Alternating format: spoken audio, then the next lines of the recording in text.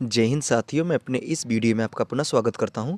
दोस्तों, हम लोग बात कर रहे थे बोर्ड एग्जाम 2025 और इसमें आज हम लोग सारणिक तथा आव्यूह के जो अनुप्रयोग हैं, यानी आव्यूह और सारणिक का जो उपयोग होता है, उनसे संबंधित आज हम लोग सवाल को करने वाले हैं।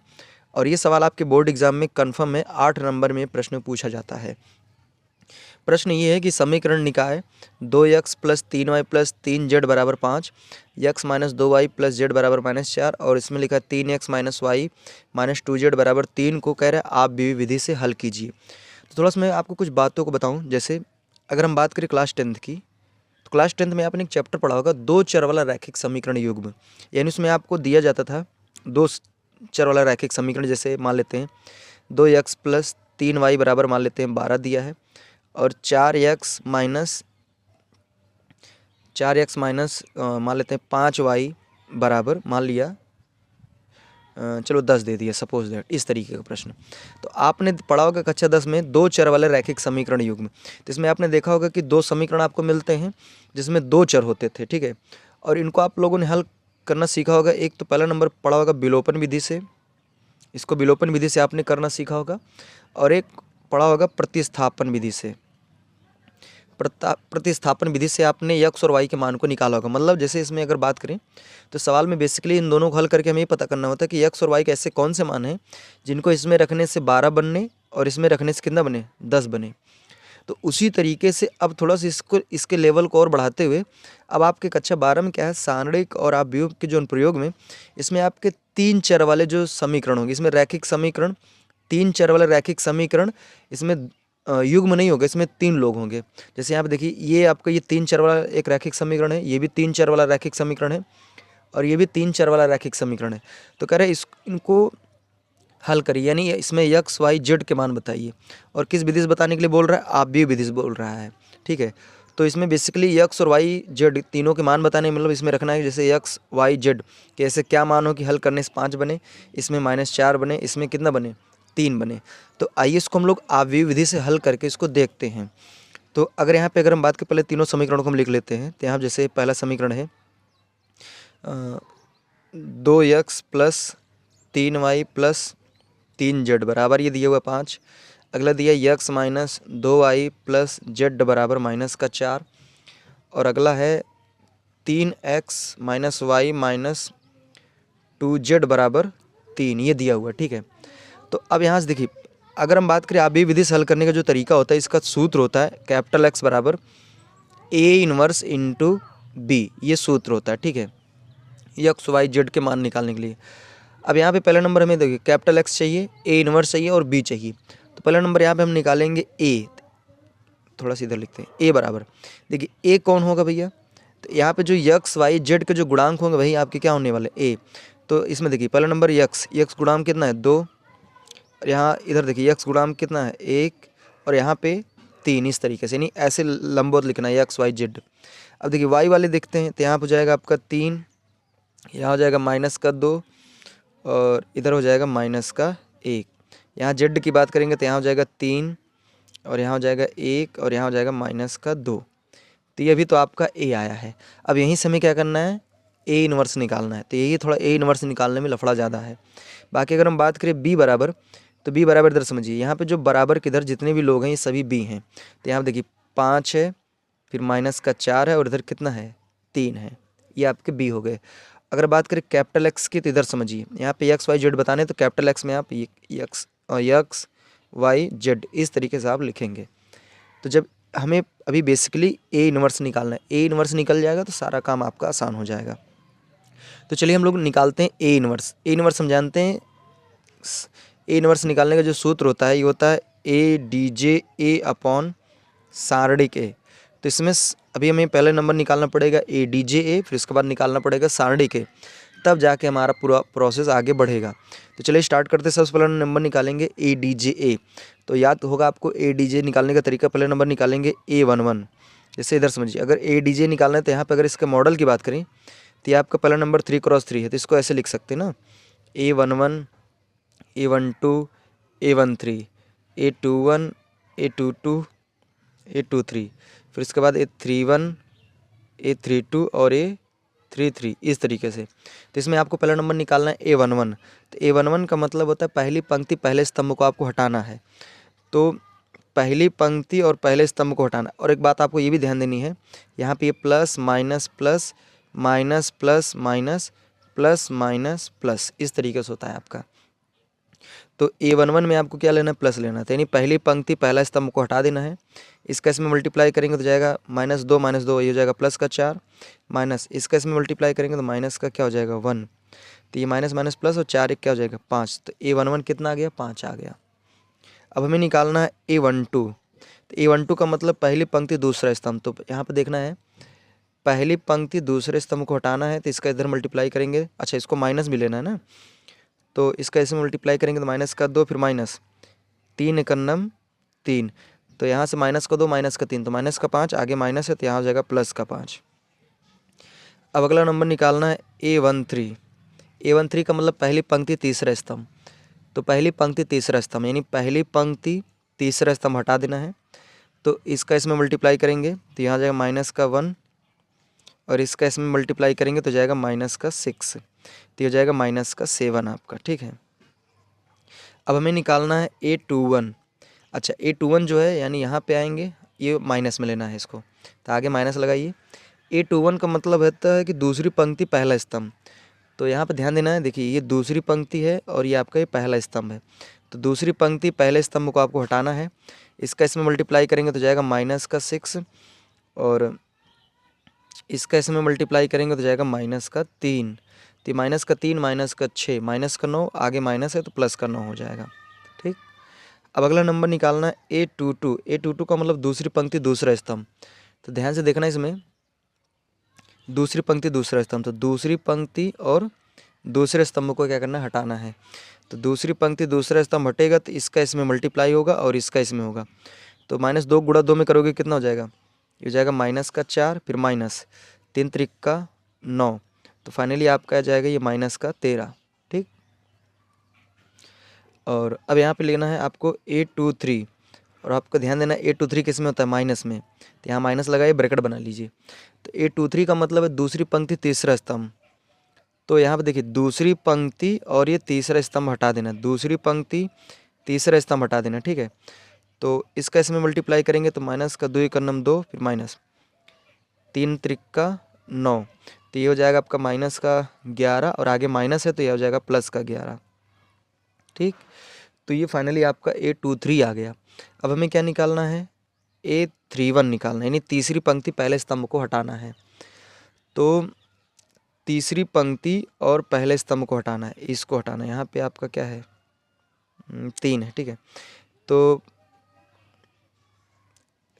तीसरी पंक्ति पहले स्तंभ को जब हटाएंगे तो इसका इधर मल्टीप्लाई करेंगे तो इसको प्लस में लेना कोई दिक्कत नहीं है। तो यहाँ हो जाएगा 3 फिर उसके बाद इसका इसमें मल्टीप्लाई करेंगे तो जाएगा -6। यहाँ पर -6 होगा।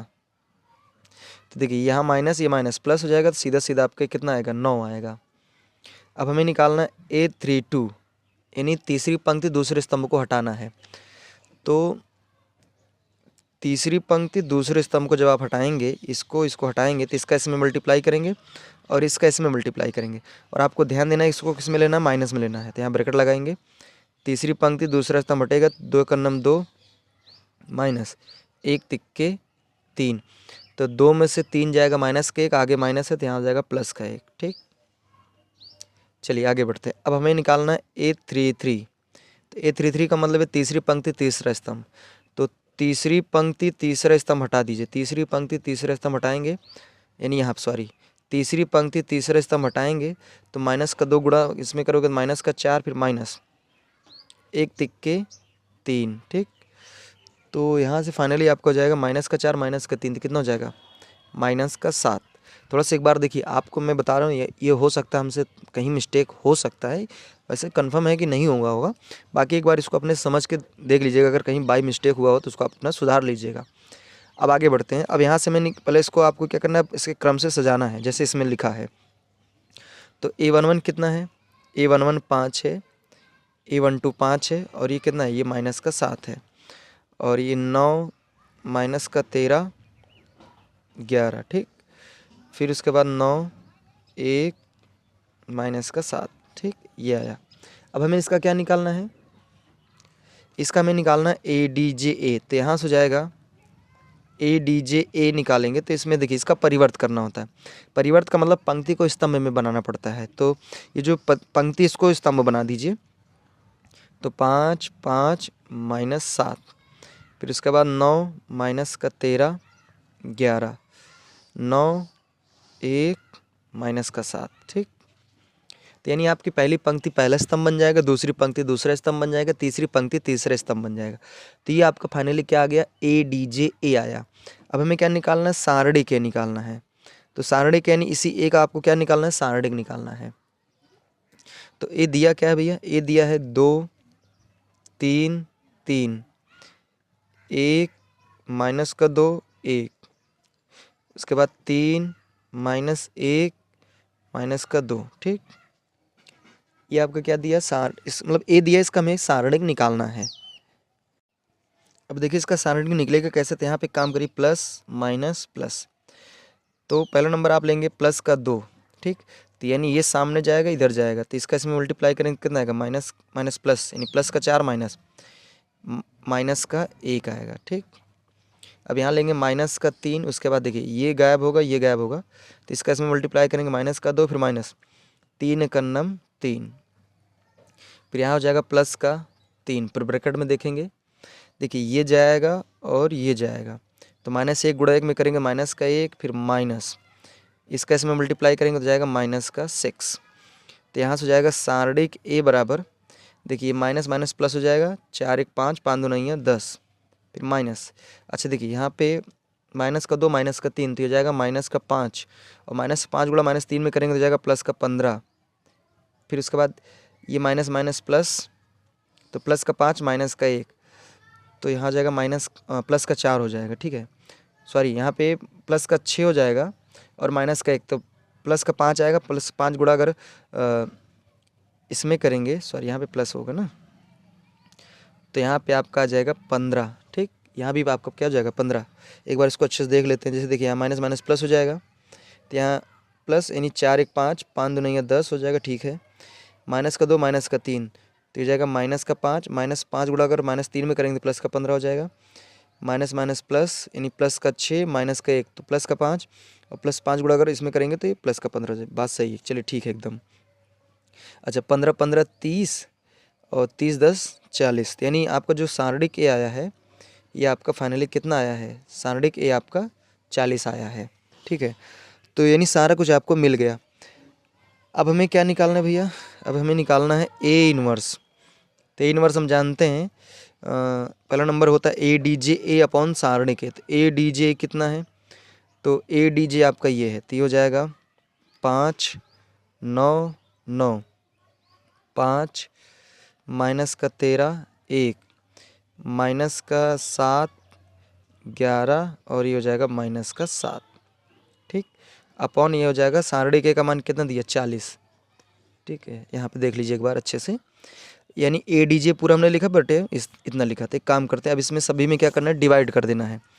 तो यहाँ पे ए इनवर्स जो आएगा सभी में 40 से डिवाइड होगा, तो हो जाएगा 5/40, 9/40, फिर 9/40। थोड़ा सा और बड़ा कर लेते हैं, 5/40 माइनस के 13/40 और 1/40, नीचे क्या हो जाएगा, नीचे हो जाएगा माइनस के 7/40 और 11/40 माइनस के 7/40। ठीक, तो ये आपका फाइनली क्या आ गया, ए इनवर्स आ गया।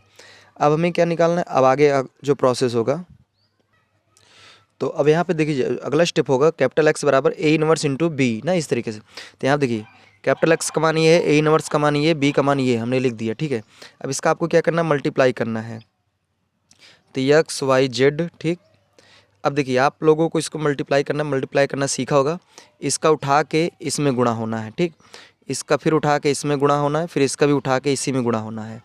तो यहाँ पे गुणा करने के बाद जोड़ के लिखना पड़ता है। ठीक है, तो अगर मान लीजिए इसको उठा के इसमें गुणा करेंगे, देखिए इसका इसमें मल्टीप्लाई करेंगे तो जाएगा आपका 25/40, फिर उसके बाद देखिए इसका इसमें मल्टीप्लाई करेंगे तो यहाँ हो जाएगा आपका माइनस के 4 9 36, 36/40, और इसका इसमें मल्टीप्लाई करेंगे 9 त्रिक 27 यानी प्लस का 27/40। ठीक, उसके बाद फिर अब इसका मल्टीप्लाई होगा इसमें। ठीक, तो ये जाएगा इसके पास, ये इसके पास, ये वाला इसके पास। तो 5 का गुणा इसमें होगा किस में, 5 में, तो ये जाएगा फिर 5 25/40। फिर देखिए -13 गुणा इसमें 4 में करेंगे, माइनस माइनस प्लस हो जाएगा। 13 चौके 52, तो जाएगा 52/40। और इसका इसमें मल्टीप्लाई करेंगे तो 3 का नम 3 यानी प्लस में 3/40। ठीक है, अब इसका इसमें मल्टीप्लाई करना है तो देखिए -7 गुणा इसमें करेंगे तो माइनस के 35/40। और इसका इसमें मल्टीप्लाई करेंगे तो जाएगा माइनस के 11/44 यानी 44/40। और इसका इसमें मल्टीप्लाई करेंगे तो ये आपका हो जाएगा माइनस के 17/21 होगा। ठीक है, तो अब इसको हम हल कर लेते हैं, ऐड कर लेते हैं। तो देखिए नीचे हर में कितना लिखा है, हर में 40 ही लिखा है। अच्छा देखिए यहाँ पे ये प्लस में, ये प्लस में है, तो 25 और 27 ये आपका हो जाएगा प्लस का 52। अब 52 में 36 निकाल देंगे तो ये आपका हो जाएगा 52 में 36 निकलेगा तो ये हो जाएगा 16/40। ठीक है, और यहाँ पे क्या हो जाएगा, इस इधर के नीचे हर में 40 है तो 40 फिर ऊपर कितना होगा, देखिए सभी प्लस में है तो 52 3 55 और 55 25 80 हो जाएगा। ठीक है, 80। और नीचे कितना हो जाएगा, देखिए नीचे हर में 40 ही है, ऊपर क्या हो जाएगा, ये सभी माइनस में है तो चलिए 35 में अगर हम 21 जोड़ेंगे, यहाँ पे जोड़ लेते हैं जल्दी से, 35 44 21 तो हो जाएगा 9 1 10 के 0 हासिल 1 4 3 7 7 2 9 1 10 यानी 110 आएगा, सॉरी 110 कह रहा हूँ, 100 आएगा। तो यहाँ ऊपर कितना हो जाएगा, ऊपर हो जाएगा 100। ठीक, अब इसको आप चाहें तो काट भी सकते थे यहाँ से, और आगे लिखते हैं। अब ये सवाल जान लीजिए बहुत ही बड़ी सवाल होती है, लेकिन हाँ बोर्ड एग्जाम में आती है, 8 नंबर दे के जाती है। अब इसको अगर आप काटे पीटेंगे, चलिए इस काट देते हैं, तो 4 से काटेंगे तो 4 चौ 16, 4 धामा 40, फिर कट जाएगा तो जाएगा 2 बटे, यानी सीधा सीधा आएगा 2/5। और इधर काटेंगे देखिए 40 का नाम 40 दूनी 80, तो यहाँ जाएगा 2, इसको काटेंगे तो 1 0 से 1 0 कैंसिल हो जाएगा, 2 1 नम सॉरी 2 दूनी 4 2 पंजे 10। ठीक, तो फाइनली इधर कितना हो जाएगा, यहाँ तो मान लीजिए 2 हो जाएगा और ये हो जाएगा 5/2। अब यहाँ पे देख रहे हैं कि इसमें देखिए इसमें 3 पंक्ति 1 स्तंभ है, तो यानी ये भी अगर आप व्यू की बात करें तो 3 पंक्ति 1 स्तंभ है, तो ये जाएगा 3 × 1। और ये भी आपका क्या हो जाएगा 3 × 1, यानी इसमें भी 3 पंक्ति 1 स्तंभ है। तो अगर मान लीजिए ये कोटियाँ आपस में बराबर होती है तो इनके जो संगत अवयव होते हैं ये भी आपस में क्या हो जाएंगे, बराबर। तो हम लिख सकते हैं x बराबर क्या हो जाएगा 2/5। y के सामने कौन पड़ रहा है, y के सामने पड़ रहा है 2, और z के सामने कौन पड़ रहा है 5/2। तो ये फाइनली आपका x y z के मान है। तो उम्मीद करूँगा ये बहुत ही ज़्यादा बड़ी सवाल होती है, बोर्ड एग्जाम में आती है तो बहुत ही ज़्यादा टाइम, यानी कम से कम ये आधे घंटे का टाइम ज़रूर लेगी आपसे। तो उम्मीद करूँगा ये सवाल अच्छी तरीके से आपको समझ में आया होगा। अब हमें दीजिए इजाज़त, इसी तरह मिलेंगे हम लोग अगली वीडियो में, तब तक के लिए जय हिंद, वंदे मातरम।